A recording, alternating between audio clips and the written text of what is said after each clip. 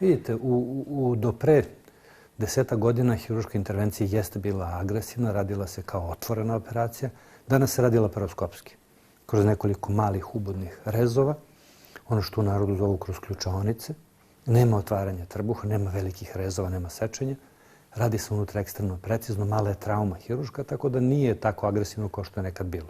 A tendencija je da se sa hirurgijom u bliskoj budućnosti pređe i na endoskopske procedure, znači onako kao što se radi gastroskopija, tako da se pomoću posebnog aparata koji je sličan gastroskopu, današnjem gastroskopu, uradi intervencija i da pacijent posle toga ne mora više da uzima lekove.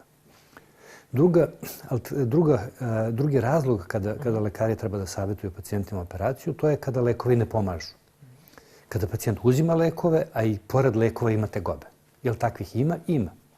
Koji procenat?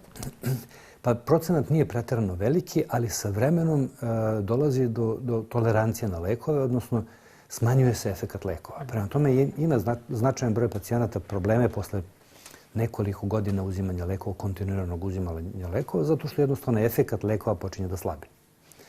Treći razlog kada se savjetuje operacija su komplikacije bolesti, jer onda više nema prostora za taktiziranje.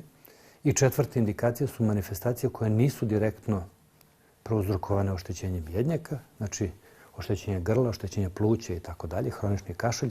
To su indikacije za operaciju, također zato što u tim situacijama lekovi retko pomažu.